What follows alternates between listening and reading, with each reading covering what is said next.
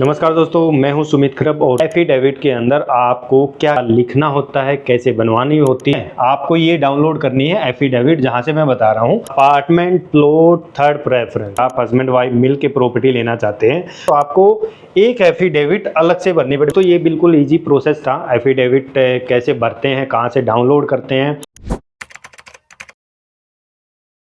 नमस्कार दोस्तों, मैं हूं सुमित खरब और रियल एस्टेट की पाठशाला में आपका स्वागत है। आज हम बात करेंगे अफोर्डेबल हाउसिंग प्रोजेक्ट में जब भी हम एप्लीकेशन अप्लाई करते हैं तो हमें एफिडेविट वगैरह है वो अपलोड करनी होती है।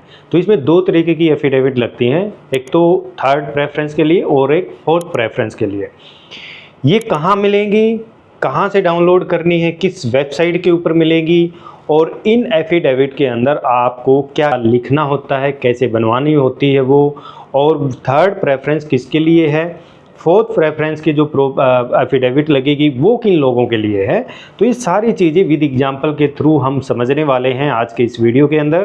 तो ये वीडियो आपके लिए काफ़ी हेल्पफुल होने वाली है। अगर आपने चैनल को सब्सक्राइब नहीं किया है तो चैनल को ज़रूर सब्सक्राइब कर ले, ताकि आपको आने वाले इन्फॉर्मेटिव वीडियो आपको टाइम पे यहाँ पे मिलती रहें और आप एक सही निर्णय आप रियल एस्टेट के मामले में यहाँ पे ले सकें और रियल एस्टेट के बारे में अच्छी वीडियो देख के आप यहाँ पे रियल एस्टेट के बारे में सीख भी सकते हैं। तो करते हैं वीडियो को शुरू।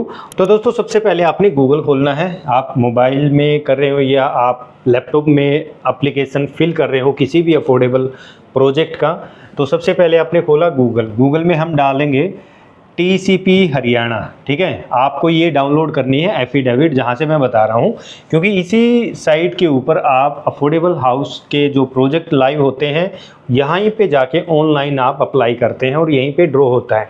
तो ये है टाउन एंड कंट्री प्लानिंग का मेन डैशबोर्ड। तो आपने क्या करना है, ये apply online for E draw application का जो ये कॉलम है राइट साइड के अंदर, इसके ऊपर आपने क्लिक करना है।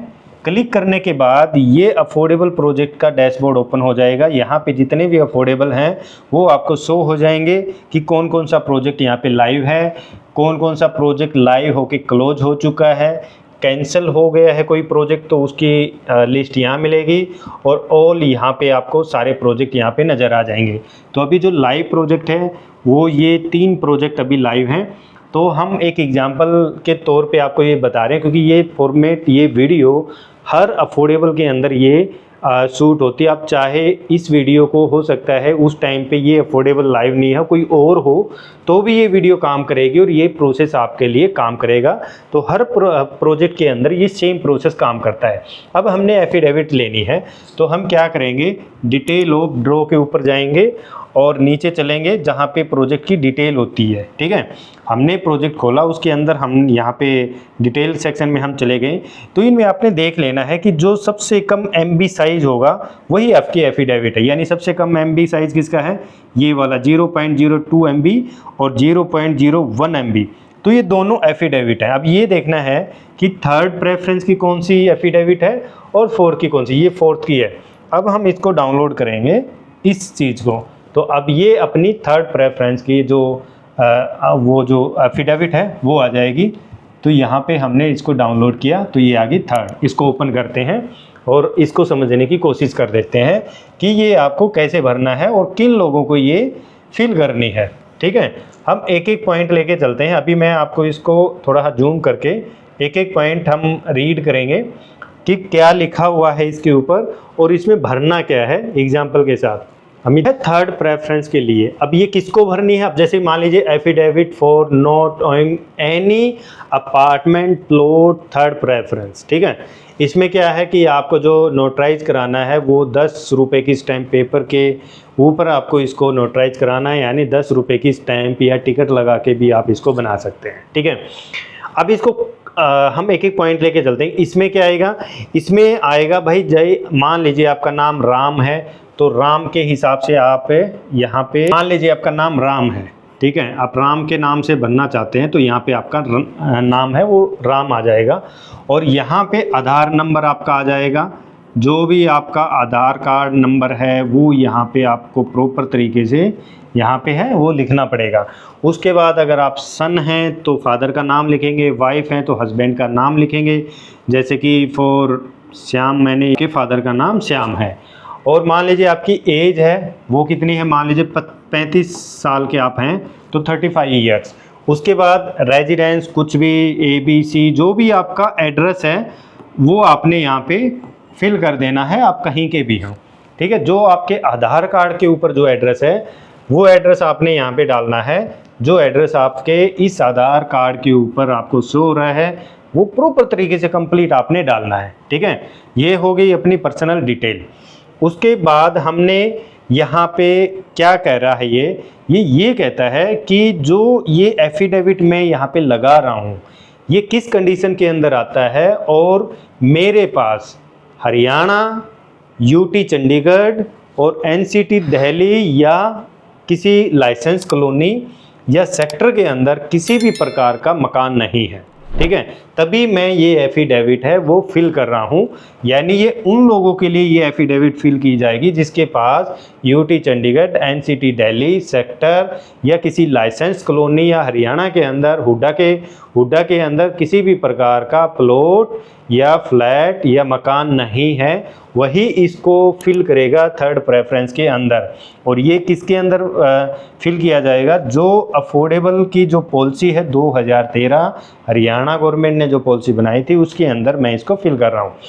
उसके बाद जैसे कि मान लीजिए कॉलम नंबर 1 ये क्या बताता है कि ये कहता है कि मैं किस प्रॉपर्टी के अंदर फिल कर रहा हूँ। तो मैं प्रॉपर्टी यानी हमने कि ये लिया है, ये अडोर का अफोर्डेबल निकला हुआ है उसकी एफिडेविट ली है, तो यहाँ ऑटोमेटिक डेवलपर का नाम है वो लिखा हुआ है, ये प्रोजेक्ट का नाम है, ये डेवलपर का नाम है, ठीक है। और ये सेक्टर है, किस सेक्टर में ये अफोर्डेबल निकला हुआ है, ये सोना में निकला हुआ है सेक्टर 2 और 35 के अंदर, कहाँ पे, हरियाणा के अंदर, ठीक है।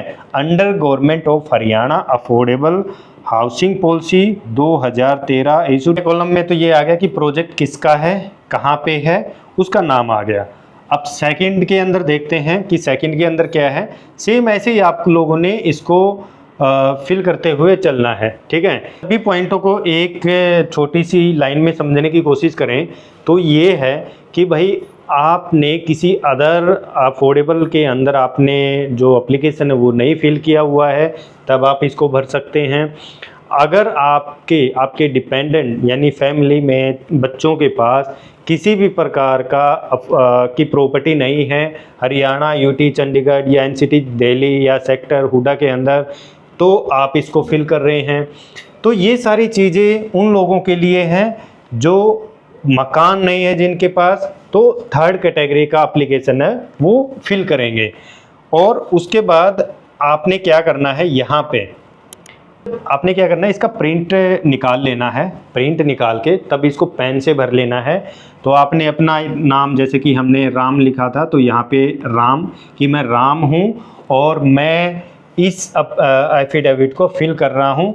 फिर यहाँ पे आपके राम के जो सिग्नेचर हैं वो आपके आ जाएंगे। उसके बाद यहाँ है वेरीफाई डेट, जैसे कि मैं बात करता हूँ, जैसे कि गुरुग्राम के अंदर ये आपने बनवाई है एफिडेविट, गुरुग्राम कौन सी, जैसे कि आज 23 है, ठीक है, डेट यानी 23 अगस्त है, तो यहाँ पे 23 अगस्त यहाँ पे आ जाएगा। और जैसे इन्होंने 2023 यहाँ पे किया हुआ है तो यहाँ पे 2024 आ जाएगा, इसको एडिट कर लेना तो 2024 आ जाएगा। यहाँ पे डेवलपर ने इसको ऐसे के ऐसे 2023 करके यहाँ पे डाला हुआ है, तो इसको करेक्शन करके ही आपने बनवाना है। तो ये आपकी सिंपल सी है। इसके बाद भी यहाँ भी आपने नाम लिख लेना, जैसे राम, तो फिर यहाँ पे साइन हो जाएंगे राम के। तो यही आपने निकाल के प्रिंट करके ऐसे फिल करना है, बिल्कुल ईजी है। दूसरा ये है कि मान लीजिए ये है फर्स्ट एप्लीकेंट के लिए, अब आप ज्वाइंट में लेना चाहते हैं, ठीक है, आप हस्बैंड वाइफ मिल के प्रॉपर्टी लेना चाहते हैं, तो ये कह रहा है कि भाई अगर आप ज्वाइंट करना चाहते हैं ना तो आपको एक एफिडेविट अलग से भरनी पड़ेगी। मान लीजिए राम ने उसके नाम से भर ली, अब मान लेते गीता उसकी वाइफ का नाम है तो गीता अपनी डिटेल डालेगी, नाम डालेगी, है ना। अगर उसके डॉक्यूमेंट पे डॉटर ऑफ है तो डॉटर ऑफ डालेगी, अगर उसके वाइफ ऑफ है तो वाइफ ऑफ राम डालेगी, उसका आधार कार्ड नंबर डालेंगी, फिर वो साइन करेगी दोनों जगह, यहाँ भी साइन होगा, यहाँ नाम होगा उसका, उसके बाद यहाँ पे साइन हो जाएगी और यहाँ पे डेट, जैसे गुरुग्राम 23 फिर और अगस्त फिर 2024। तो ऐसे करके ये एफिडेविट है बनेगी, 2 अपलोड होंगी अलग अलग, दोनों आपने अपलोड करनी है, फिर आपका ज्वाइंट तौर पे आपका होगा। तो ये है थर्ड आपका प्रेफरेंस के लिए। अब हम बात करते हैं फोर्थ कैटेगरी की कि फोर्थ कैटेगरी कैसे भरते हैं और कौन लोग उसको भर सकते हैं। तो ये आ गई हमारी फोर्थ प्रेफरेंस की एफिडेविट, ठीक है। ये थोड़ी कम दिखेगी, मैं आपको ये एग्जांपल के थ्रू आपको दिखाऊंगा। इसमें जैसे नाम, आधार हो गया, ये प्रॉपर्टी कुछ डिटेल है, ये एक फॉर्मेट मैंने बना रखा है जिसमें मैंने इसको भरा हुआ है। तो आपको एग्जांपल के थ्रू आपको चीज़ें हैं ना वो समझाऊंगा कि कैसे कैसे आप लोगों ने इसके अंदर चीज़ें हैं वो भरनी है। अगर भरनी है तो मैं आपको एक जैसे कि दूसरा एग्जाम्पल ले लूँ, मैंने इसको भर दिया ताकि इजी रहे आप लोगों को समझना, और इसको मैं थोड़ा सा जूम कर देता हूँ, ठीक है। इसको भी आपने 10 रुपये के स्टैम्प पेपर पे नोटराइज करवा लेना है। और इसके अंदर जैसे कि पहले जो कॉलम आता है उसके अंदर आपका वही सेम रहेगा, क्या रहेगा, सीधा नाम। तो इसमें भी आपने जो नोटराइज करानी है वो 10 रुपये की करवानी है। फोर्थ प्रेफरेंस की हम बात कर रहे हैं, और फोर्थ प्रेफरेंस में ये यहाँ पे कॉलम आपको खाली मिलेगा। जैसे कि यहाँ ने आपने नाम डाल दिया अपना, राहुल शर्मा आपका नाम है, और आपका आधार नंबर क्या है, ये वाला है, आपने अपना आधार नंबर डाल देना है। और आप किसके बेटे हैं, यानी सन किसके हैं, मोहन शर्मा के, फादर नेम आ गया, ठीक है। उसके बाद आपकी जो एज है वो कितनी है, 21 ईयर्स। आपका जो हाउस यानी एड्रेस क्या है, वो आपका एड्रेस ये है, ठीक है। आपने प्रॉपर आपका एड्रेस डाल देना है, यहाँ तक आपका एड्रेस आएगा। जो भी हो आपका, गुड़गांव कहीं का भी हो, आप कहीं के भी हो, तो पहले पॉइंट में आपका जो सबसे पहला पॉइंट होगा उसमें नाम, आधार नंबर, फादर नेम या हाउस, आप वाइफ हो किसी की तो वाइफ का नाम डल जाएगा, एज डाल देनी है आपने, हाउस जो भी आपका एड्रेस है, रेजिडेंस कहाँ का है वो आपने प्रॉपर डाल देना है। अब बात करते हैं पॉइंट नंबर 1 की। पहले पॉइंट की बात करते हैं, इसके अंदर आप किसकी प्रॉपर्टी खरीद रहे हैं, प्रोजेक्ट का नाम आपका आ जाएगा, ठीक है। ये एफिडेविट के अंदर वैसे लिखा हुआ होता है। तो और ये डेवलपर का नाम है एडोर बिल्डकॉम LLP, सेक्टर कौन सा है, 2 और 35, कहाँ पे, सोना गुरुग्राम के अंदर ये अफोर्डेबल है, वो लाइव हो रहा है, अंडर गवर्नमेंट पॉलिसी 2013 के अंदर बनाई गई थी। ये इसके अंदर आपका पॉइंट हो गया। उसके बाद पॉइंट नंबर 2 की, तो ये कहता है कि आपने अदर अफोर्डेबल के अंदर भी कोई एप्लीकेशन है वो नहीं भरा हुआ है, तो ये भी कहता है। उसके बाद आगे चलते हैं कि भाई अगर मान लीजिए के पास या आपके स्पोज के पास या आपके डिपेंडेंट चिल्ड्रन के पास कहीं भी कोई अलॉटमेंट या अलॉटेड कोई फ्लैट है जो ख़रीदा हुआ है या किसी अफोर्डेबल के अंदर जो पॉलिसी है 2013 की, तो उसकी डिटेल डालनी है। अगर आपके पास कोई फ्लैट है, जैसे कि पर्सन्स यानी किसके नाम से वो प्लॉट जो फ्लैट है वो अलॉट है, वो है राहुल जी के राहुल शर्मा के नाम, यानी मैं यहाँ पे बात कर रहा हूँ अफोर्डेबल की। अगर आपके पास अफोर्डेबल है, flat number, name of affordable group housing, flat number 101, ये प्रोजेक्ट का नाम हो गया। उसके बाद नेम एंड एड्रेस डेवलपर या एजेंसी, ये डेवलपर का नाम हो गया, एड्रेस हो गया, ठीक है। 5वां पॉइंट ये कहता है कि आपने किसी अफोर्डेबल के अंदर आपने एप्लीकेशन दिया हुआ है, मान लेते किसी XYZ आपने दूसरे अफोर्डेबल में भी आपने अप्लाई किया हुआ है और अब नए अफोर्डेबल में अप्लाई करने वाले हैं लेकिन उसका ड्रॉ नहीं हुआ अभी तक, तो वो ये कहता है कि भाई उसका नाम लिखो, किसके नाम से है। अगर आपने नहीं अप्लाई किया हुआ तो आपने NA कर देना है, और अगर आपने अप्लाई किया हुआ है तो उसका नाम लिख देना है, एप्लीकेशन नंबर डाल देना है, क्योंकि फ्लैट तो अभी अलॉट हुआ नहीं है ना। Name of affordable group housing, name and address developer agency या किसी भी अफोर्डेबल या प्रो डेवलपर का नाम कि आपने किस प्रोजेक्ट के अंदर यहाँ पे अप्लाई किया। जैसे कि हमने TCP की साइट जब खोली थी तो वहाँ पे 3 प्रोजेक्ट अफोर्डेबल के हैं, वो लाइव हैं। अब आप 2-3 में अप्लाई करना चाहते हैं और आपने किसी में अप्लाई किया है, तो लास्ट में जब अफोर्डेबल आप ऑनलाइन जाके अप्लाई करते हैं तो एक्नॉलेजमेंट स्लिप आती है, तो उसका ये एप्लीकेशन नंबर आपको भरना होगा यहाँ पे, अगर आपने भरा हुआ। अगर नहीं भरा हुआ तो आप NA कर देना है। 6वां पॉइंट कहता है कि मैं और मेरे स्पाउस, बच्चे, परिवार में हम सिर्फ एक ही फ्लैट रखेंगे जो अलॉट किया गया है, उसके अलावा हम कोई फ्लैट है वो अलॉट नहीं करने वाले हैं।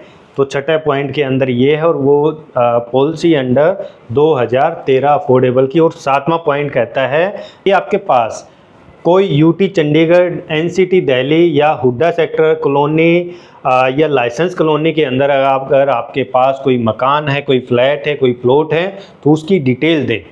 तो इसके अंदर वो डिटेल है कि किसके नाम से वो प्रॉपर्टी है, वो राहुल शर्मा जी के नाम प्रॉपर्टी है। अपार्टमेंट नंबर, प्लॉट नंबर इतना इतना, सेक्टर 9 गुड़गांव, ठीक है, एड्रेस सेक्टर 9 गुड़गांव। तो ये आपने डिटेल यहाँ पे डालनी है फोर्थ उसके अंदर। यानी हमने इस कैटेगरी के अंदर समझा भाई आपके पास कोई फ्लैट है अफोर्डेबल का, तो आपने अफोर्डेबल की डिटेल डालनी है, किसके नाम से है, ठीक है।